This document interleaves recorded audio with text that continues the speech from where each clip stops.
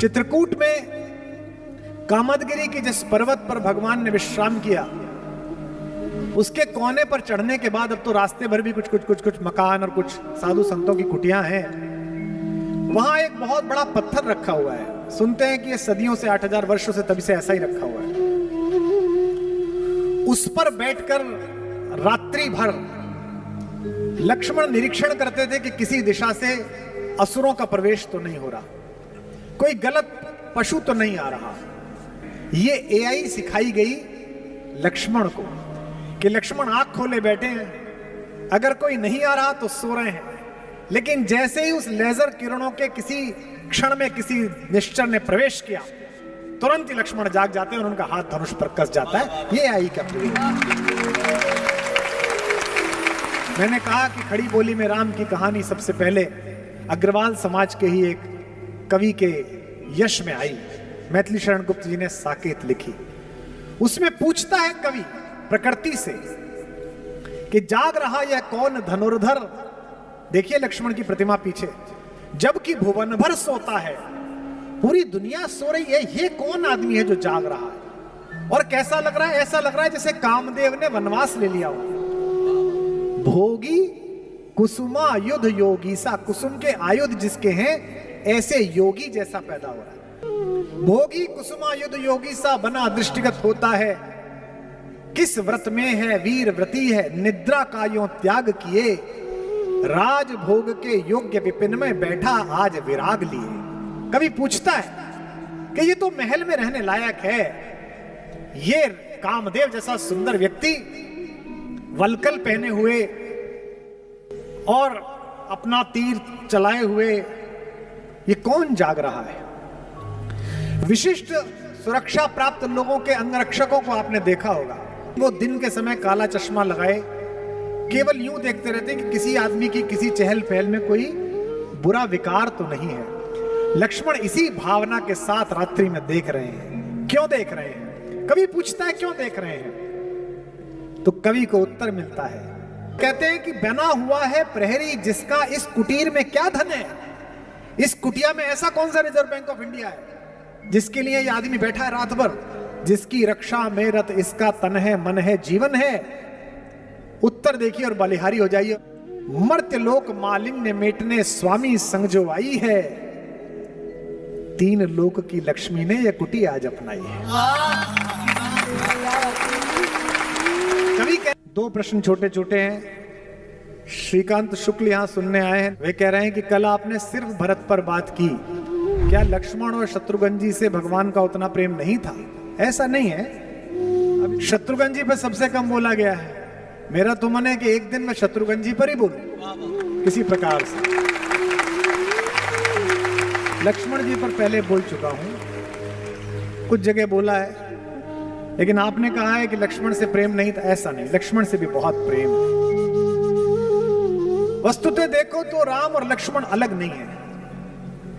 आप कितने भी यशवान हो जाएं, आप कितने भी धर्मशील हो जाएं, आप कितने भी आर्थिक रूप से मजबूत हो जाएं, आप देशों के राजा बन जाएं, लोकतंत्रों के महानायक बन जाएं, लेकिन सूरज की रोशनी में प्रधानमंत्री जी भी, राष्ट्रपति महोदया भी, कोई भी खड़ा होगा तो उसका शरीर, उसका परिदृश्य, उसके कपड़े कितने भी सुदर्शन हो, कितने भी उजले हो, उसकी परछाई काली पृथ्वी पर दिखाई देगी। जब से पृथ्वी बनी है कोई सिकंदर ऐसा पैदा नहीं हुआ कि जिसकी परछाई उजली हो। केवल इस विश्व की मर्यादा में इस पृथ्वी पर केवल हमारे राघवेंद्र भगवान राम ही ऐसे चले जिनकी परछाई उजली है। भगवान नीले वर्ण के हैं और उनकी परछाई की तरह चलने वाले लक्ष्मण जी उजले वर्ण के हैं। लक्ष्मण भगवान की उजली परछाई है। आप कभी चित्रकूट पधारिए, बहुत अद्भुत जगह है। इतनी अद्भुत कि दो प्रदेशों का दावा है कि हमारा है, कि हमारा है। आधा चित्रकूट उत्तर प्रदेश में है, आधा चित्रकूट मध्य प्रदेश में। माता मंदाकिनी की धारा उनको अलग अलग करती है। कुछ नहीं है, नक्शे में सिर्फ इतना ही है, इधर है इधर है। एमपी वाले भी कहते हैं कि हमारे यहां रहे भगवान, हम यूपी वाले कहते हैं कि हमारे यहां भी रहे।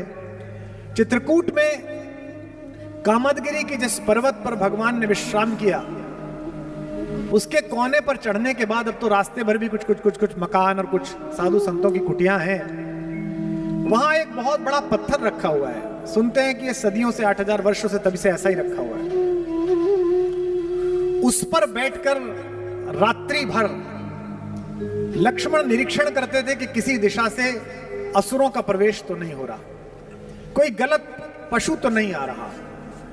महर्षि विश्वामित्र ने 15 वर्ष की आयु में जब राम को अपने शिष्यत्व में स्वीकार किया भगवान को, तो उन्हें बहुत सारी सिद्धियां दी थी। अक्सर लोग पूछते हैं सिद्धि क्या थी।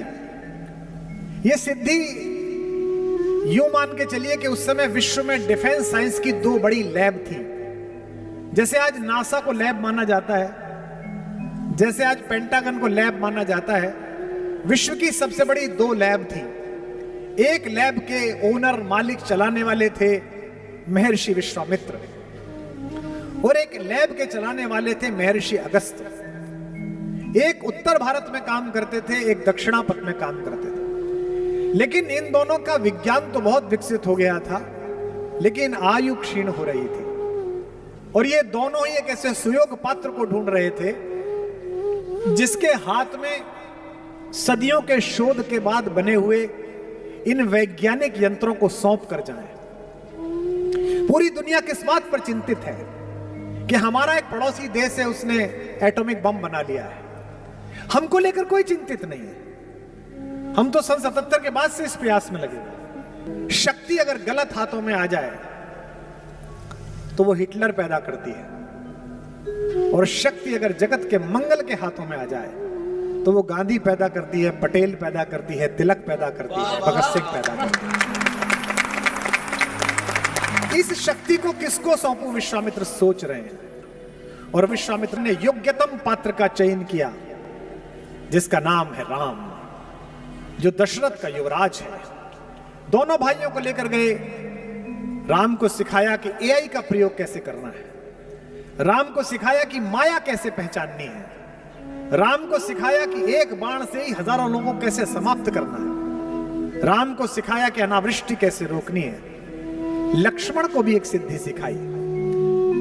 लक्ष्मण को सिद्धि सिखाई कि बिना पलक झपकाए जागते हुए कैसे सोना है। ये बात 30 साल पहले जब ऐसी ही किसी उद्बोधन पीठिका से मुझसे भी महनीय किसी ऋषि मुख ने कही होगी कि एक ऐसा आदमी जाग कर देख रहा है जो पीछे सो रहा है लेकिन आगे जाग रहा है। तो पश्चिम के विज्ञानवादी लोगों ने कहा ये तो संभव ही नहीं है, या तो आदमी सोएगा या आदमी जागेगा। आजकल नया घर बनवाइए तो जो एआई और ऑटोमेशन का काम करने वाले आते हैं आर्किटेक्ट के साथ, करोड़ों रुपए लेते हैं आजकल। पर्दा खुल जाएगा, पर्दा बंद हो जाएगा, वो पीछे हल्का वाला पर्दा खोलेगा फिर बंद वाला खोलेगा। तो वो एआई वाले कहते हैं कि हम जो कैमरा गैलरी में लगा रहे हैं ये आपकी रिकॉर्डिंग की मेमोरी खराब नहीं करेगा। अगर कोई आहट नहीं है, कोई चला नहीं है तो रिकॉर्ड नहीं होगा, लेकिन अगर बंदर कूद जाए, आदमी कूद जाए तो तुरंत रिकॉर्ड हो जाएगा। ये एआई है, artificial intelligence of N equipment. ये एआई सिखाई गई लक्ष्मण को कि लक्ष्मण आंख खोले बैठे हैं, अगर कोई नहीं आ रहा तो सो रहे हैं, लेकिन जैसे ही उस लेजर किरणों के किसी क्षण में किसी निश्चर ने प्रवेश किया, तुरंत ही लक्ष्मण जाग जाते हैं और उनका हाथ धनुष पर कस जाता है। ये एआई का प्रयोग। मैंने कहा कि खड़ी बोली में राम की कहानी सबसे पहले अग्रवाल समाज के ही एक कवि के यश में आई। मैथिली शरण गुप्त जी ने साकेत लिखी। उसमें पूछता है कवि प्रकृति से कि जाग रहा यह कौन धनुर्धर। देखिए लक्ष्मण की प्रतिमा पीछे, जबकि भुवन भर सोता है, पूरी दुनिया सो रही है, ये कौन आदमी है जो जाग रहा है। और कैसा लग रहा है? ऐसा लग रहा है जैसे कामदेव ने वनवास ले लिया हो। भोगी कुसुमा युद्ध योगी सा, कुसुम के आयुध जिसके हैं ऐसे योगी जैसा पैदा हो रहा है। भोगी कुसुमा युद्ध योगी सा बना दृष्टिगत होता है, किस व्रत में है वीर व्रती है, निद्रा का यों त्याग किए, राजभोग के योग्य विपिन में बैठा आज विराग लिए। कवि पूछता है कि ये तो महल में रहने लायक है, ये कामदेव जैसा सुंदर व्यक्ति वलकल पहने हुए और अपना तीर चलाए हुए ये कौन जाग रहा है?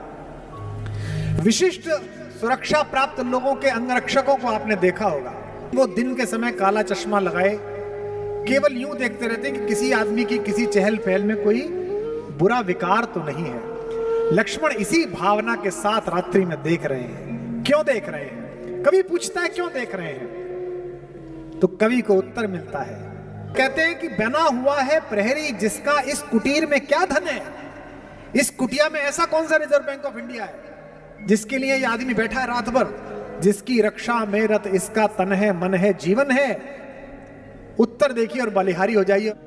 मर्त्य लोक मालिन्य मेटने स्वामी संग जो आई है, तीन लोक की लक्ष्मी ने यह कुटी आज अपनाई है। कवि कहता है कि एक रिजर्व बैंक नहीं, पूरी पृथ्वी के किसी भी प्रकार के धन की जो मालकिन है वो इस कुटी में बैठी हुई है। वीर वंश की लाज यही है, फिर क्यों वीर न हो प्रहरी। विजन देश है, जंगल है, निशा शेष है, निशाचरी माया ठहरी। तो लक्ष्मण तो मेरे भाई, क्या आपका नाम है? श्रीकांत। लक्ष्मण तो राम की उजली परछाई है। पैदा होते से ही लक्ष्मण को पता चल गया कि मैं किस लिए पैदा हुआ। हमारे जीवन के चार हेतु हैं, धर्म, अर्थ, काम और मोक्ष। धर्म तो वो है जो हमें करना है। धर्मो धार्यति प्रजा, प्रजा जो धारण करती है वो धर्म है। रात्रि होने पे हम सोएंगे, ये शरीर का धर्म है। दिन भर का जो भोजन किया है उसका पाचक तत्व अलग निकाल दिया जाएगा और उसका अपाच्य सुबह ही सुबह हम त्याग देंगे, यह शरीर का धर्म है। लेकिन आत्मा का धर्म क्या है, उसका अर्थ क्या है, ये पहले दिन से लक्ष्मण को पता चला। मेरे बाबा कहते हैं गोस्वामी जी, 12 ही से निज हितपति जानी। बचपन से ही अपने हित के बारे में समझ लिया कि मेरा हित का पति कौन है, मेरा जीवन किसके चरणों में है। लक्ष्मण राम चरण रति मानी। कल आकुल की मैंने पंक्तियां सुनाई, उसी का एक पद सुनाता हूं। बचपन में चारों बच्चों को एक एक सोने के पालने में लिटाया और पहली बार सबको दिखाना था राज दरबार को कि कौन से 4 बच्चे दशरथ के यहां पैदा हुए हैं। एक हमारे वे बाल स्वरूप, वे रामलला, दूसरे में भरत जी लिटाए गए, तीसरे में लक्ष्मण लिटाए गए, चौथे में शत्रुघ्न लिटाए गए। सब बच्चों के पैरों में घुंघरू बंधे हुए थे, सब आमोद कर रहे थे, सब प्रसन्न थे, नहाए धोए अच्छे कपड़ों के। एक बच्चा रोए ही जा रहा है और वो चुप ही नहीं हो रहा। वो चुप कैसे हुआ और वो कौन बच्चा था, यही श्रीकांत भैया तुम्हारे प्रश्न का उत्तर है। कि पालने में लखन व राम जी लिटाए गए, पालने में लखन व राम जी लिटाए गए। लेटते ही करुणा सदन चुप हो गए, लेटते ही करुणा सदन चुप हो गए, लेटते ही करुणा सदन चुप हो गए। पालने में लखन व राम जी लिटाए गए। लेटते ही करुणा सदन चुप हो गए, लेटते ही करुणा सदन चुप हो गए, लेटते ही करुणा सदन चुप हो गए। किंतु लक्ष्मण कुछ ऐसा तेज रोए, किंतु लक्ष्मण कुछ ऐसा तेज रोए। जिन्हें रोता देख धरती गगन चुप हो गए, धरती गगन चुप हो गए, रोता देख धरती गगन चुप हो गए। राजवैद्य आए कोई रोग ना बता सके तो, राजवैद्य आए कोई रोग ना बता सके तो। ज्योतिषी भी करके यतन चुप हो गए, ज्योतिषी भी करके यतन चुप हो गए, ज्योतिषी भी करके यतन चुप हो गए। गुरु ने उठाया और लखन को राम के चरण में लिटाया तो लखन चुप हो गए।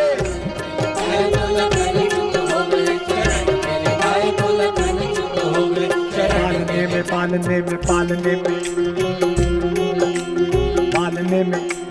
पालने में लखन व राम जी लिटाए गए, लेटते ही करुणा सदन चुप हो गए। लेटते ही करुणा सदन चुप हो गए, लेटते ही करुणा सदन चुप हो गए।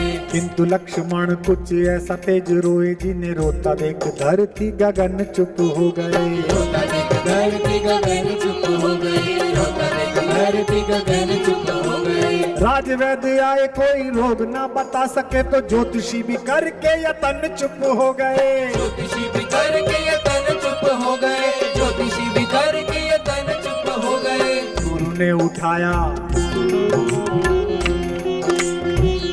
उठाया और लखन को राम के चरण में लिटाया, तो लखन चुप हो गए। चरण में लिटाया तो लखन चुप हो गए, चरण में लिटाया तो लखन चुप हो गए। बचपन में जिस बच्चे को यह पता चल गया कि किन चरणों के प्रभाव से मेरे पीड़ा का उपचार होगा, वे लक्ष्मण है। इसलिए आपका प्रश्न कि भरत से कम प्रेम है कि ज्यादा प्रेम है, नहीं, सबसे बराबर है। और लक्ष्मण की मां मेरी मां सुमित्रा भी मेरी मां कौशल्या से कम नहीं है। जाते हैं लक्ष्मण पूछने के लिए कि मां, भैया और भाभी वनवास जा रहे हैं, कि मैं चला जाऊं कि नहीं चला जाऊं? आप मां हैं, आपसे पूछने आया हूं। मां कहती है तुझे किसी ने गलत बता दिया, मैं तेरी मां हूं। कहती है तेरी मां तो सीता है बेटा, तात राम सब भांति सने। और कहती है कि यहां रहने से अयोध्या में रहूं या जंगल में जाऊं? तो सुमित्रा ने क्या कहा? अवध तहां जह राम निवासु, तहां दिवस जहां भानु प्रकाशु। बेटा जैसे जहां सूरज निकलता है दिन वहीं हो जाता है, राम जहां रहेंगे वहीं अयोध्या हो जाएगी, तो इसलिए अयोध्या में। और मन ना बदल जाए, बेटे के मन में शंका ना आ जाए, इसलिए कहती हैं जो पे राम सिया वन जाही, अवध तुम्हार काम कछु नहीं। तेरा कोई काम नहीं है। कैसा परिवार है, कैसी पत्नी है उर्मिला। सीता तो फिर भी भगवान के सामीप्य में है, चाहे वनवासी जीवन है, लेकिन पति तो है, सुख दुख में साथ वाला। उर्मिला से तो पूछा भी नहीं गया। उर्मिला जब भरत आए जंगल में मनाने के लिए राम को, तो पूरे अयोध्या को लेकर आए। एक कथा आती है कि उर्मिला उस दिन आई। सीता उनकी बहन भी है, देवरानी होने के अतिरिक्त उनकी बहन भी है। वो सीता की कुटिया में बैठ गई। अब सब लोग बैठे हुए हैं, पुरुष तो अंदर जा नहीं रहे, तो लक्ष्मण से बात तो कर नहीं सकती। तो सीता बड़ी बहन होने के अतिरिक्त हम सबकी मां भी है, और जिनकी बड़ी बहनें उन्हें पता हो कि बड़ी बहनें अक्सर मां हो जाती हैं, छोटी बहनें इस तरह बात करती हैं उनसे। मां से भी जो बात नहीं करती छोटी बहन, वो बड़ी बहन से बात कर लेती है। सीता मनोभाव समझ गई कि मैं तो अपने पति के साथ रहती हूं, उसने तो देखा ही नहीं है। तो उन्होंने लक्ष्मण से कहा कि लल्ला, मेरी झोपड़ी में, कुटिया में फूलों की डलियां रखी है, उसे उठा लाओ, तुम्हारे भैया की शाम की संध्या के लिए माला बना दूंगी। लक्ष्मण ने कहा जो आज्ञा भाभी। और तेज गति से लक्ष्मण गए। लक्ष्मण को क्या पता, जैसे ही कुटिया का द्वार खोला तो सामने उर्मिला, वो खड़ी हो गई। अब सोचो, पूछ के नहीं आए हैं, लेकिन जैसे ही देखा, अब लक्ष्मण असमंजस में कि लौटूं कि बात करूं। तो मैथिली शरण गुप्त कहते हैं, खुद उर्मिला ने आगे बढ़कर मुस्कुराते हुए कहा, कभी मेरे बाग में घूमने वाले वो हिरन, आजकल तू जंगल में घूमता है, मैं तुझे बांधूंगी नहीं, इसलिए भय मत कर। मेरे उपवन के हरिण आज वनचारी, मैं बांध न लूंगी तुझे, तजो भय भारी। लक्ष्मण भी कहते हैं कि मैं तुम्हें इसलिए नहीं छोड़ के आया कि मैं तुमसे प्रेम करता हूं, मैं तुम्हें इसलिए छोड़ के आया हूं कि सीता तो अधिकारिणी है राम का प्रेम पाने के लिए।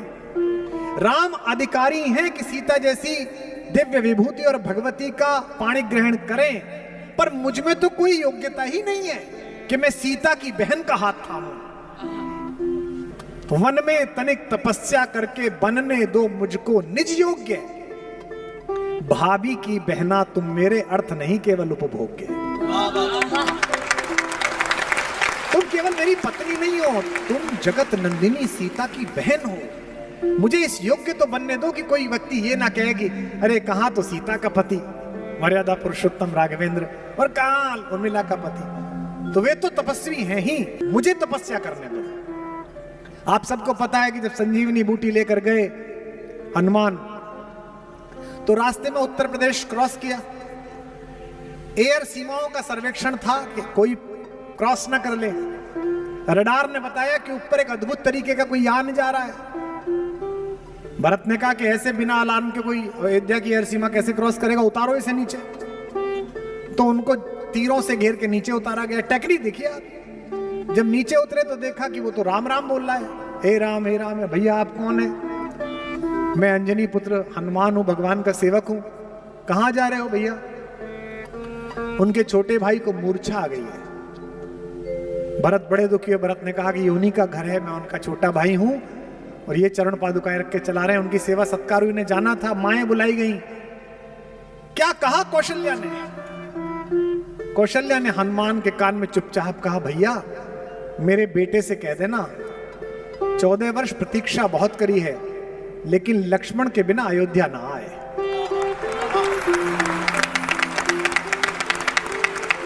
रोती हुई कौशल्या अपने आंगन की तरफ चली, पीछे खड़ी हुई सुमित्रा आई।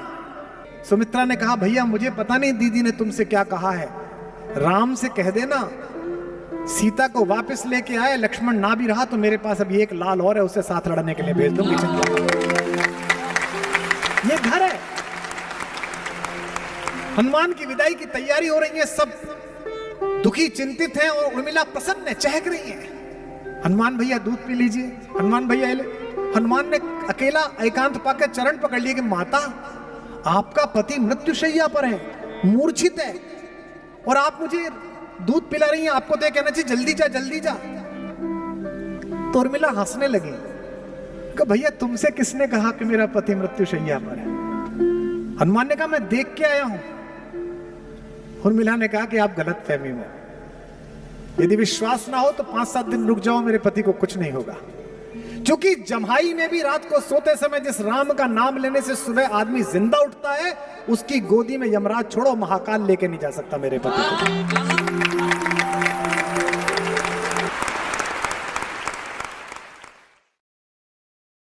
प्रतिवर्ष रामलीला हो रही है। रामलीला की क्या कहानी है? रामलीला की कहानी इतनी है कि एक दशरथ के पुत्र हैं जो वनवास के बाद